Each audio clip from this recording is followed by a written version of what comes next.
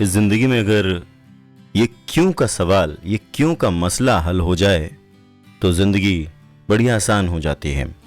अब कुछ लोग इस क्यों को प्रॉब्लम वाला समझते हैं, वहीं कुछ लोग इस क्यों को सॉल्यूशन का हिस्सा समझते हैं, और जो लोग इस क्यों को सॉल्यूशन का हिस्सा समझते हैं वो अपनी जिंदगी में कामयाब हो जाते हैं। नमस्कार, मैं हूं अवधेश श्रीवास्तव और आज हम जिस किताब की चर्चा कर रहे हैं उसका नाम है स्टार्ट विद वाई, जिसे लिखा है साइमन सिनेक ने। सच है ना, जिंदगी में हमें क्यों ही नहीं पता होते, या यूं कहें कि जो जिंदगी में सवाल है हमें वही नहीं पता होते। हम सब जवाब ढूंढने की तलाश में भागे जा रहे हैं, दौड़े जा रहे हैं, पर दरअसल जिस सवाल का जवाब हम ढूंढने के लिए परेशान हैं हमें वो सवाल ही ठीक से नहीं पता। मैनेजमेंट में कहा जाता है कि always care about your डब्ल्यूज, always be aware about your डब्ल्यूज। डब्ल्यूज means questions, why, when, where, what, है ना। ये जितने भी डब्ल्यूज हैं, एक्चुअली 6 डब्ल्यूज ऐसे हैं जिनके बारे में हमें केयरफुल रहना चाहिए। अगर हम आसान शब्दों में कहें तो हमें इन सवालों के लिए तैयार रहना चाहिए और अपने आप से सवाल पूछना ज़रूरी है। दरअसल हमें अपने आप से सवाल करने के लिए तैयार रहना चाहिए अगर हमें जवाब ढूंढना है। तो बस इस बात को ध्यान में रखते हुए चलिए अपनी ज़िंदगी को थोड़ा और समझते हैं इस किताब के माध्यम से, जिसका नाम है स्टार्ट विद वाई। और सही शब्दों में, सही मायनों में कहूँ तो जवाब ढूंढने के बजाय सवाल ढूंढना शुरू करते हैं, क्योंकि अगर आपको सवाल पता है तो जवाब तो आप ढूंढ ही लेंगे, है ना।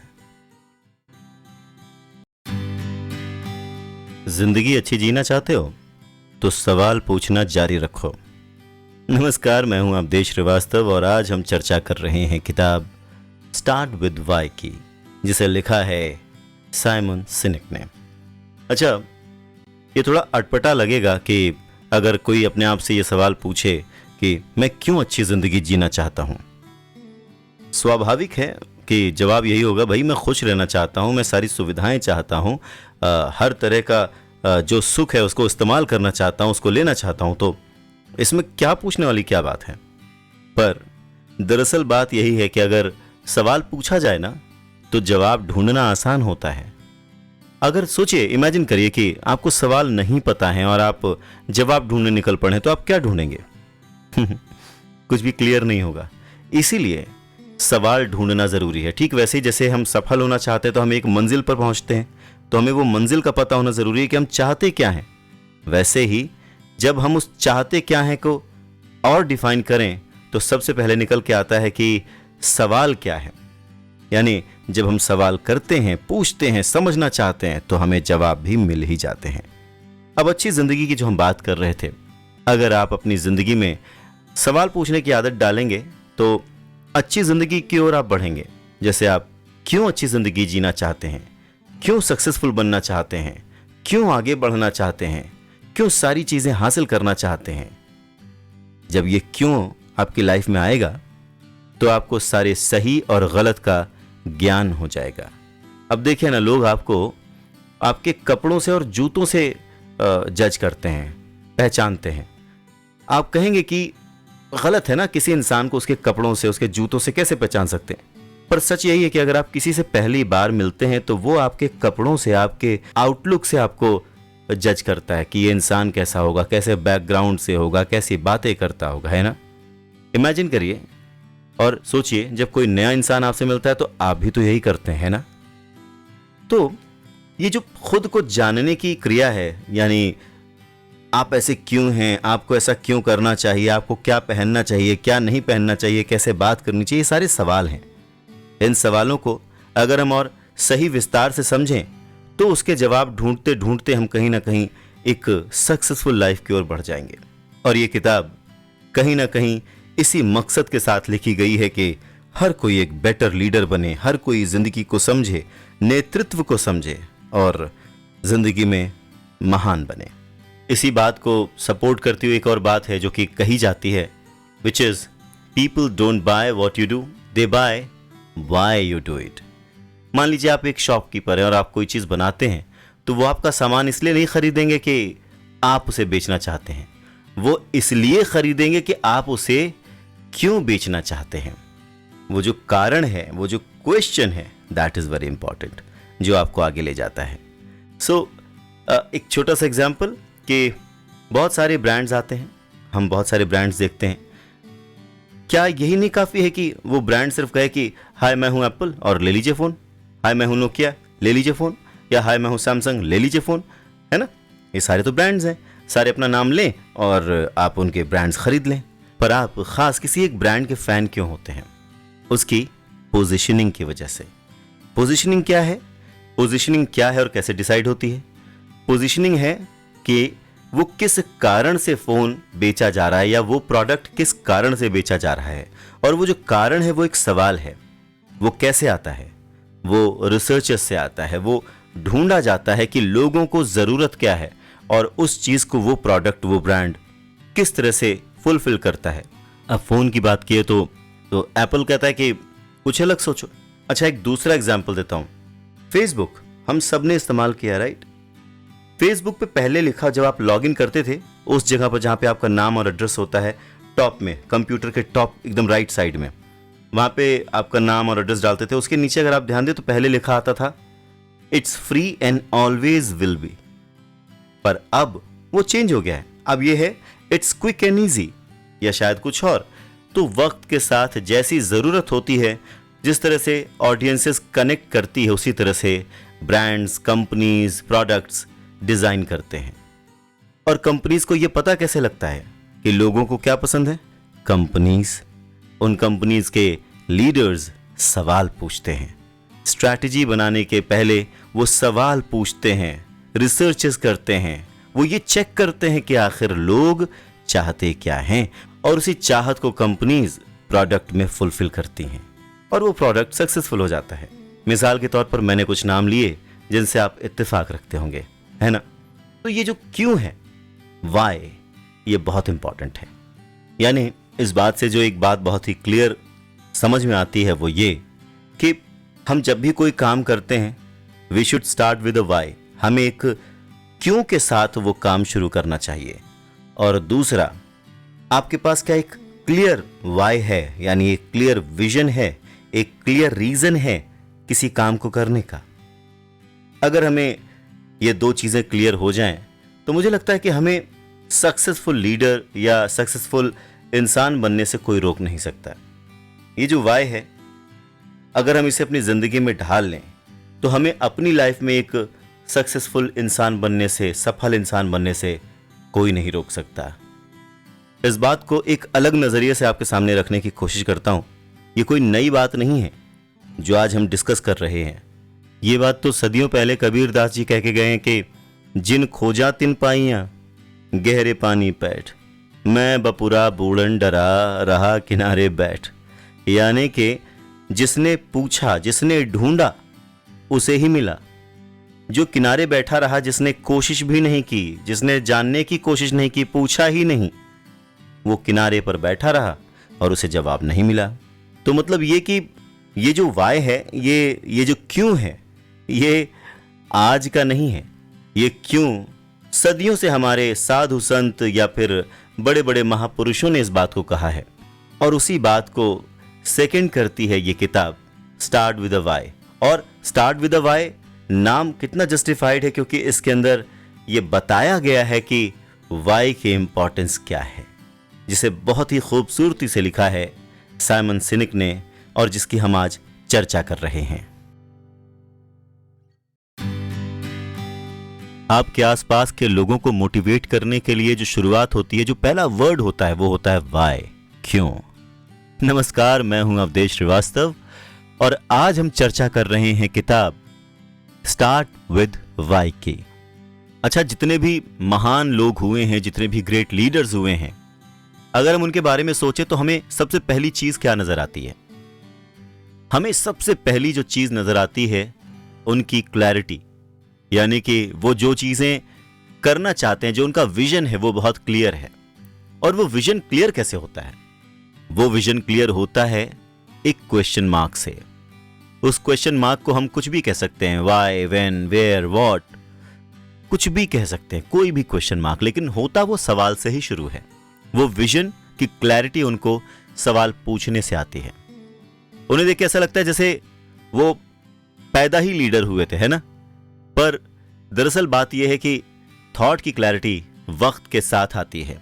कुछ लोगों को पहले आ जाती है, कुछ लोगों को बाद में आ जाती है।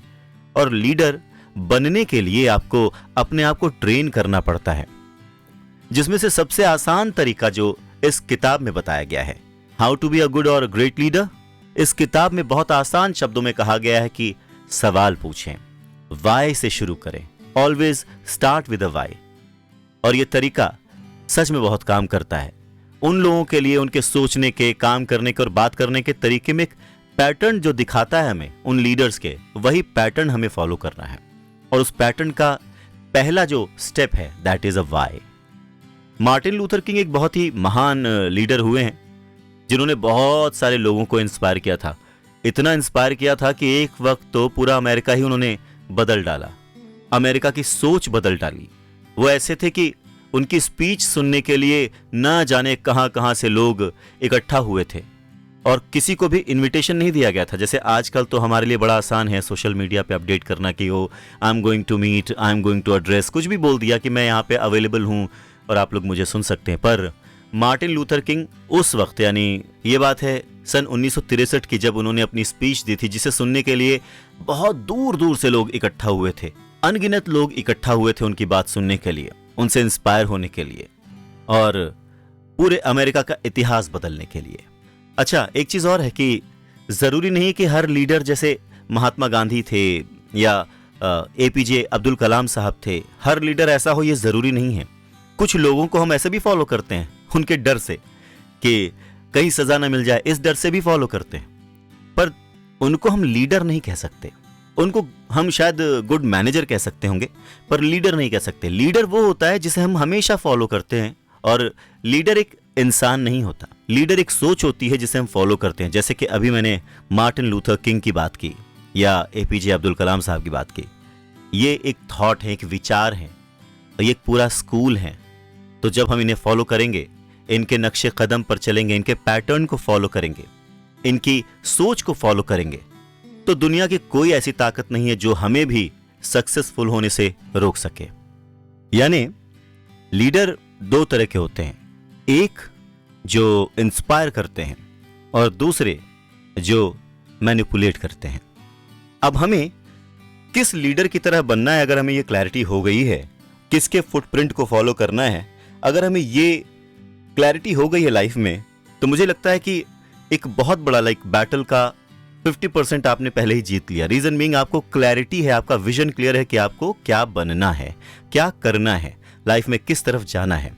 अगर आपको पता है कि आपकी मंजिल क्या है, तो आप आसानी से उसी रास्ते की ओर फॉलो कर सकते हैं, राइट? सेम वे में अगर आपको ये जानना है कि आपकी सक्सेस का पाथ किस ब्लूप्रिंट से होकर जाता है, तो आप वो ब्लूप्रिंट फॉलो करना शुरू कर देंगे। यानी कि आपका सबसे इंपॉर्टेंट क्वेश्चन, सबसे इंपॉर्टेंट वाई ये है कि आप क्या बनना चाहते हैं, क्यों बनना चाहते हैं, है ना? वो अगर आपको क्लियर हो गया तो फिर आप आगे बढ़ सकते हैं। फिर आप सीख सकते हैं कि लीडर कैसे बना जाए। जैसे अभी हमने मार्टिन लूथर किंग की बात की, अब हम इसी बात को आगे और डिटेल में समझें। वो ये कि सच्चा लीडर जो होता है वो बहुत ही स्पेशल होता है, वो ऐसा होता है जिसकी हर कोई नकल करता है। अच्छा, एक और खास बात होती है एक अच्छे लीडर की, वो दूसरों से काम करवाना जानता है। यानी ये भी एक खासियत है कि अच्छा लीडर बनने के लिए कि लोग आपको फॉलो करें और हर वो पॉजिटिव चीज आपको फॉलो करते हुए करें। कुछ ऐसे लीडर्स भी होते हैं जो आपसे दूसरे गलत काम भी करवा सकते हैं। यानी आपको ये जो वाई है, क्यों आपको किसी एक को फॉलो करना है, ये फिर आता है। और ये हर मोड़ पर, हर स्टेप पर आपके सामने एक वाई आता है कि ये आप क्यों कर रहे हैं। तो अगर आपने डिसाइड किया कि आपको एपीजे अब्दुल कलाम साहब को फॉलो करना है, तो बट ऑब्वियस है कि आप कंट्री के लिए बहुत कुछ करना चाहते हैं। अगर आपके दिमाग में यह है कि आप रतन टाटा जी को फॉलो करना चाहते हैं, तो बट ऑब्वियस आप कंट्री को सर्व करना चाहते हैं, आप चाहते हैं कि आपकी कंट्री आगे बढ़े। ऐसे बहुत सारे एग्जाम्पल्स हैं जो कि ग्रेट लीडर्स हैं, जिन्हें फॉलो करके आप अपनी जिंदगी को अच्छा बना सकते हैं। सक्सेस का मतलब सिर्फ पैसा नहीं होता, सक्सेस का मतलब होता है कि आप क्या करके खुश हैं और क्या करके आप अपनी जिंदगी अच्छे से बिता रहे हैं और क्या करके आप समाज में एक एग्जाम्पल सेट कर रहे हैं। तो ये जो क्या है, इस क्या को डिसाइड करने के लिए और डिफाइन करने के लिए आपको क्यों का सहारा लेना पड़ेगा कि क्यों आप ऐसा करना चाहते हैं। आप दूसरों से काम कैसे करवा सकते हैं, दूसरों को इन्फ्लुएंस कैसे कर सकते हैं जब तक आप खुद वैसे ना हो। तो इसके बहुत ही सिंपल 2 तरीके हैं। पहली चीज, या तो आप उन्हें मैनिपुलेट करें, यानी उन्हें अपनी तरह से मैनिपुलेट करें, उनको अपने विचार उनके दिमाग में भरें, या फिर उन्हें इंस्पायर करें। जो पहला तरीका है उसमें मेहनत ज्यादा है, लीडर बनने के चांसेस कम हैं, आप एक मैनेजर बन के रह जाएंगे। मैनिपुलेट करेंगे, लोग आपकी बात हो सकता है सुने।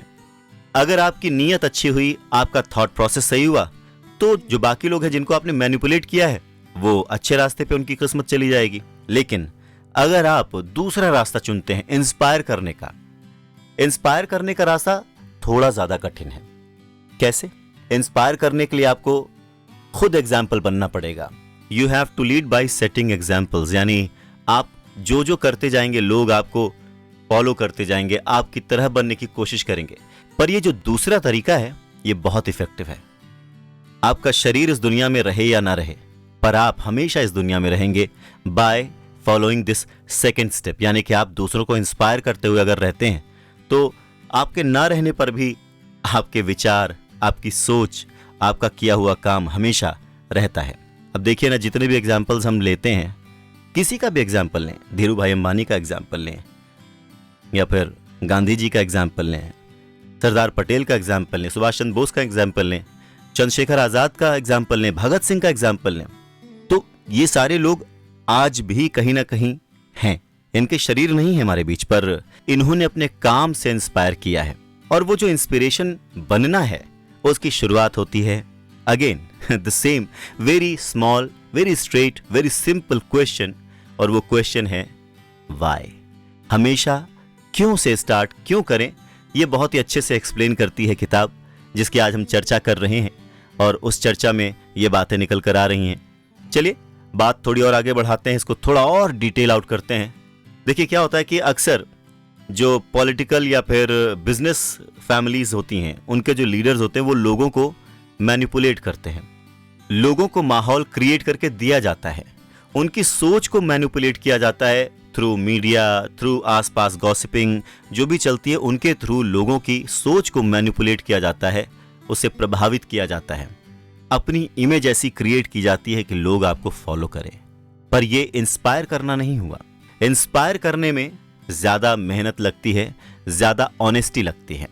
जैसे कई बार सेल्स बढ़ाने के लिए कंपनी अपने प्रोडक्ट की कीमत जो है वो कम कर देती हैं और लोगों को दिखाती हैं कि वो उनकी केयर करते हैं, वो चाहते हैं कि लोग इस प्रोडक्ट को यूज करें और इसीलिए इसकी कीमत घटाई गई है। पर दरअसल बात यह होती है कि वो अपना फायदा, अपने प्रॉफिट को देखते हुए, अपने कंपनी को चलाने को देखते हुए विचारों को मैनिपुलेट करते हैं, लोगों को मैनिपुलेट करते हैं। और इसमें ऐसा कुछ गलत या सही नहीं है, it is just a case study. अगर हम एग्जाम्पल लेते हैं, जैसे मोटोरोला ने अपना फोन निकाला रेजर, और वो मॉडल बहुत ज्यादा बिका, मतलब जिसे देखिए वही एक अपनी स्टेटस सिंबल के तौर पर उस फोन को देखता था। बहुत सारे सेट बिके, बड़े बड़े सेलिब्रिटीज ने, मिनिस्टर्स ने वो फोन खरीदा। पर वक्त के साथ साथ और सारी कंपटीशन में कंपनीज आई जिन्होंने रेजर का हूबहू मॉडल निकाला, सेम मॉडल, पर उन्होंने उसमें कई सारे फीचर्स बढ़ा दिए। तो जाहिर सी बात है जो कस्टमर है उसने मोटोरोला रेजर खरीदना बंद करके वो नए जो फोन आए थे उन्होंने खरीदना शुरू कर दिया। और मोटोरोला रेजर फोन जो है सिर्फ एक स्टेटस सिंबल का फोन बन के रह गया था कि भाई उनके पास फलाना फोन है, क्योंकि वो कोई इनोवेशन नहीं थी, वो एक डिजाइन था, वो एक लीग थी जो कि हिट हो गई थी और उसे उन्होंने बहुत इनकैश किया था। उसके बाद बहुत सारी कंपनीज आई जिन्होंने इनोवेशन की, उस फोन को नेक्स्ट लेवल पर ले गए, जैसे उसके अंदर बहुत सारे फीचर्स डाले और लोगों ने तुरंत ही मोटोरोला रेजर खरीदना छोड़कर दूसरे फोन्स खरीदना शुरू कर दिया। दरअसल जैसे माइक्रोवेव अवन हुआ, लाइट बल्ब हो गए, फैक्स मशीन्स हो गई, ये इनोवेशंस हैं। इन्होंने इंसान की सोच बदल के रख दी। फोन एक इनोवेशन है। अगर आप किसी फोन को बेचना चाहते हैं तो आप कह देंगे भाई ये फोल्ड हो सकता है, हमने इस फोन के अंदर ये इनोवेट कर दिया, ये फोल्ड हो सकता है, तो अब आप ये फोन लीजिए। तो जो लोग हैं वो जो अपग्रेड करते रहते हैं, जो स्टेटस सिंबल की तरह फोन को यूज करते हैं, वो फोन खरीद लेंगे बिना ये सोचे कि इसकी जरूरत उन्हें है भी या नहीं। पर हाँ, मैनिपुलेट करना बड़ा खर्चे का काम है। आपको बहुत सारा पैसा खर्च करना होता, मार्केटिंग करनी पड़ती है, स्ट्रैटेजीज बनानी पड़ती हैं लोगों को मैनिपुलेट करने के लिए, उनकी थॉट्स को इन्फ्लुएंस करने के लिए। पर यह बहुत ही शॉर्ट टर्म के लिए होता है, जब तक वो प्रोडक्ट की रिक्वायरमेंट है तब तक के लिए वो मैनिपुलेशन होती है। पर इसको इन्फ्लुएंस करना नहीं बोलते, क्योंकि नोवेल्टी कोई इनोवेशन नहीं होती, एक तरह का मैनिपुलेशन होती है। अब मोटोरोला रेजर ने अपना जो फोन है वो लाखों लोगों को बेचा था, लाखों लोगों को, लेकिन बहुत ही कम टाइम के लिए वो फोन बिका और उसके बाद जो दूसरे मॉडल्स आ गए तो लोगों की लॉयल्टी चेंज हो गई और लोगों ने वो फोन खरीद लिया क्योंकि उसमें फीचर्स ज्यादा थे। अब अगर वही फोन लोगों को इंस्पायर करता तो शायद आज भी वो फोन लोग खरीद रहे होते, लेकिन क्योंकि ये एक मैनिपुलेशन गेम था कंपनी का, इसलिए उस फोन के बाद से लोगों ने दूसरे फोन्स पर स्विच करना शुरू किया और कस्टमर्स बदलते रहते हैं, क्योंकि वो डिपेंड करता है एक वेरी शॉर्ट टर्म के लिए, वो नीड के हिसाब से मैनिपुलेशन क्रिएट होती है। वहीं पर अगर कोई चीज आपको इन्फ्लुएंस करती है तो आप हमेशा उसके साथ बने रहते हैं, हमेशा उसकी स्ट्रैटेजीज को फॉलो करते हैं।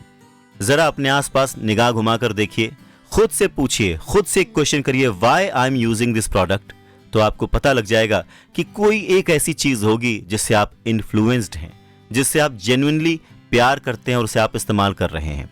और अगर ऐसी कोई चीज आपके आसपास नहीं है, इट मींस अभी तक आपको ऐसी कोई चीज मिली ही नहीं जिससे आप इन्फ्लुएंस हो सकें, उसे बेंचमार्क मान सकें।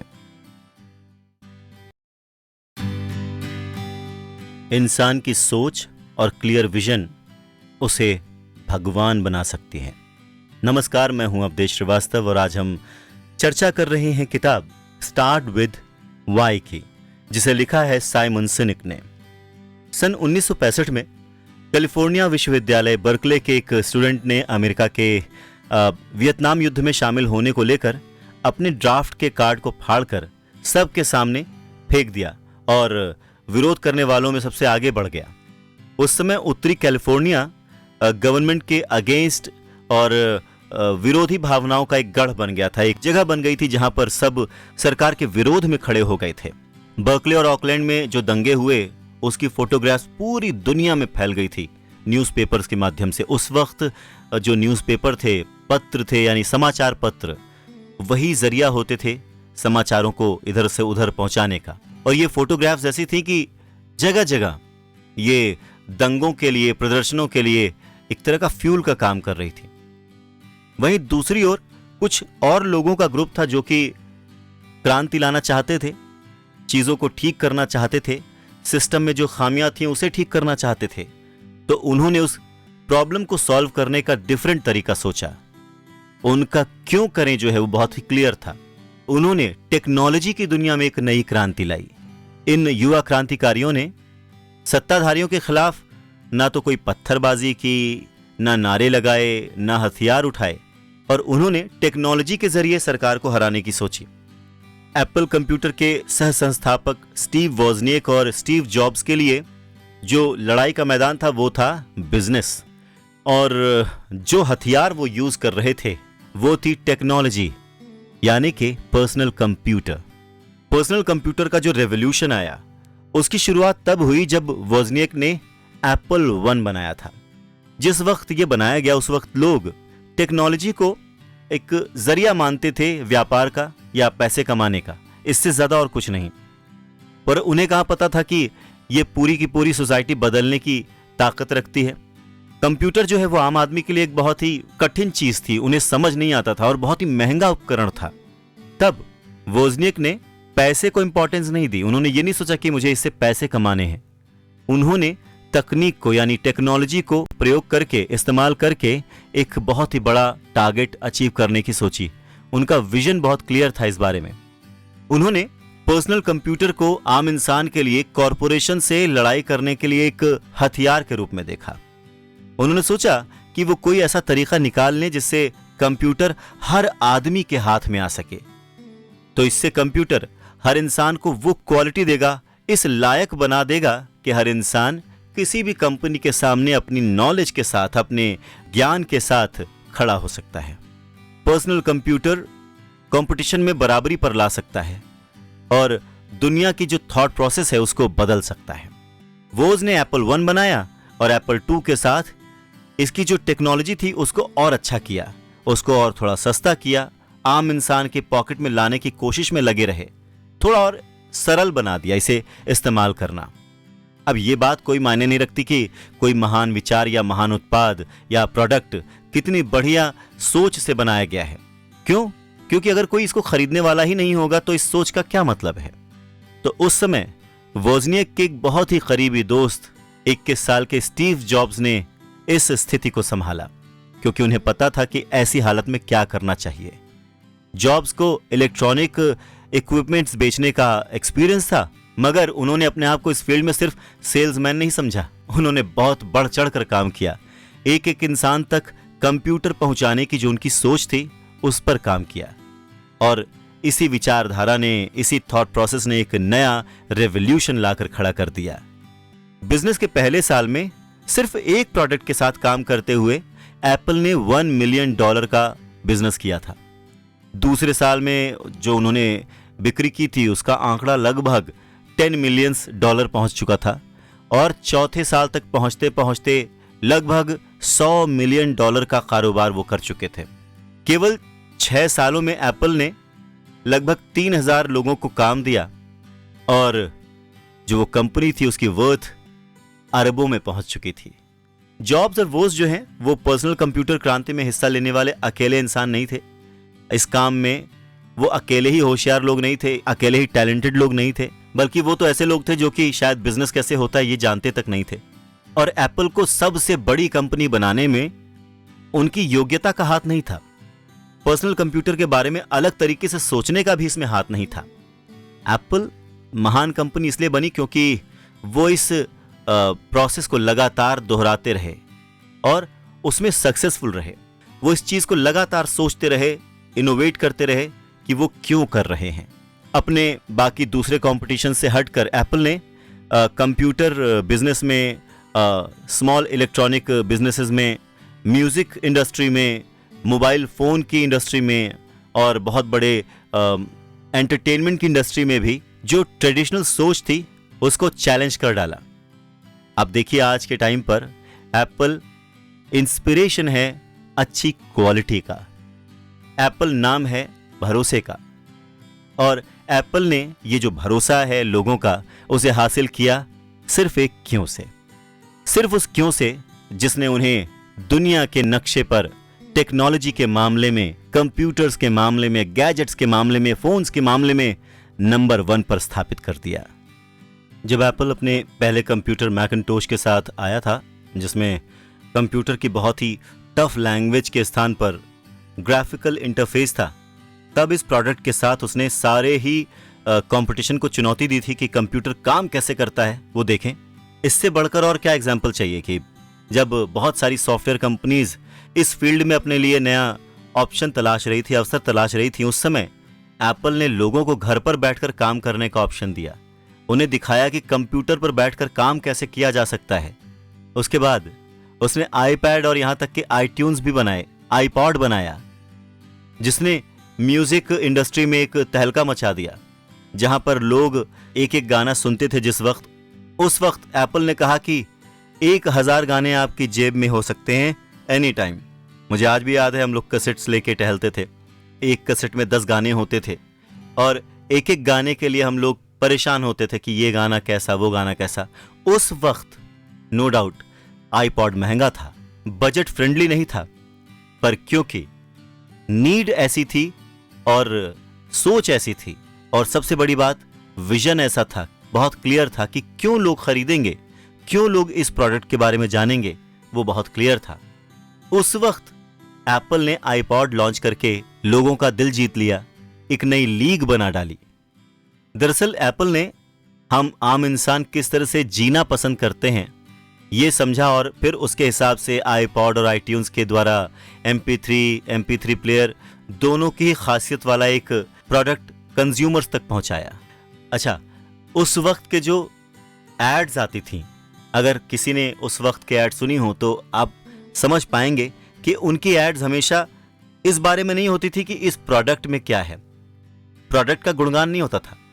उनके एड्स हमेशा इस बात पर फोकस करते थे कि लोगों का इसमें क्या फायदा है, उन्हें क्यों इसको खरीदना चाहिए, इस पर उनका फोकस ज्यादा होता था और यही चीज लोगों को भा गई।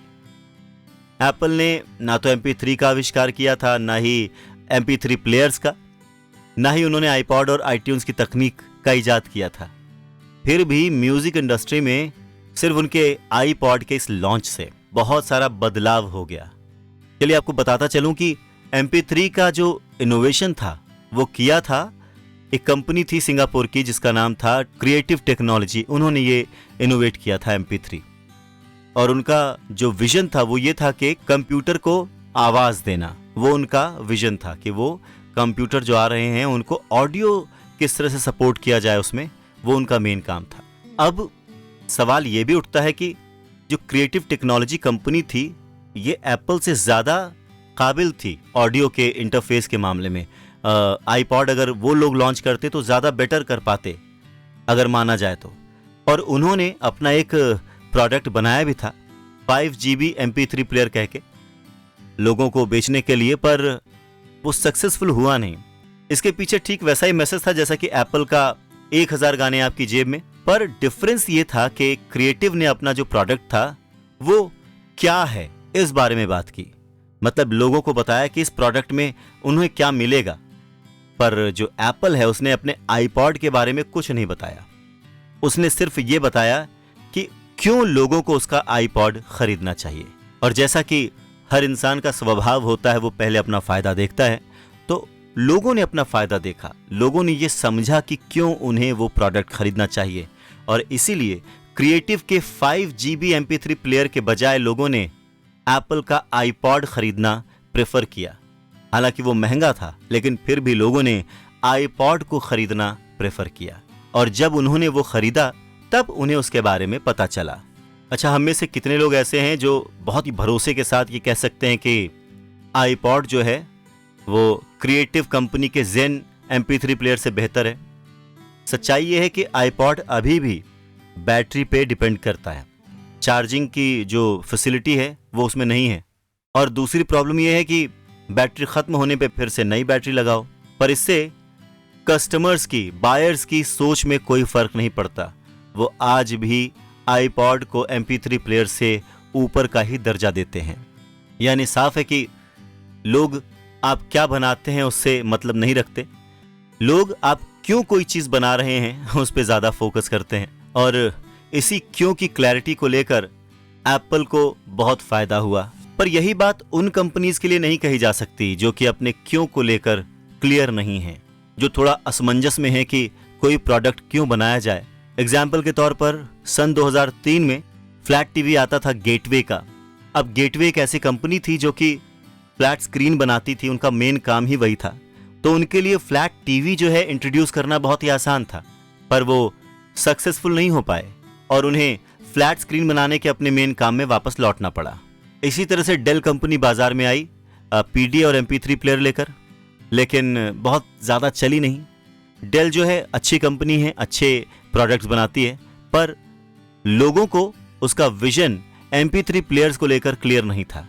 मतलब लोग क्यों खरीदें डेल का MP3 प्लेयर, वो लोगों तक मैसेज पहुंचा ही नहीं और डेल इस काम में फ्लॉप हो गई। एक और एग्जाम्पल जो लिया जा सकता है वो ये है कि माइक्रोसॉफ्ट से सजे हुए जो फोन्स थे वो नहीं चले और एंड्रॉयड बेस्ड फोन ही चले। क्यों? क्योंकि लोगों को एंड्रॉयड का फंक्शन ज़्यादा इजी लगा और उसके ऊपर एप्पल के फ़ोन, क्योंकि वो अलग ही इंटरफेस पे काम करते थे, वो ज़्यादा चले। तो ये सारा जो खेल है ये सिर्फ एक क्यों का है, विजन का है। एप्पल ने अपने सारे कंपटीशन से हटकर सोचते हुए खुद को वो क्या करती है के बजाय वो क्यों करती है, उसे कोई प्रोडक्ट क्यों बनाना चाहिए, इस काम पर, इस विजन पर ज़्यादा ध्यान दिया। और अब ये सिर्फ एक कंप्यूटर की कंपनी नहीं रह गई है, बल्कि एक ऐसी कंपनी है जो बाजार की एग्जिस्टिंग हालत है उसको चैलेंज करती है और हर इंसान के लिए जो सबसे ईजीएस्ट वे है उसके प्रोडक्ट को कंज्यूम करने का, टेक्नोलॉजी को कंज्यूम करने का, वो सिखाती है।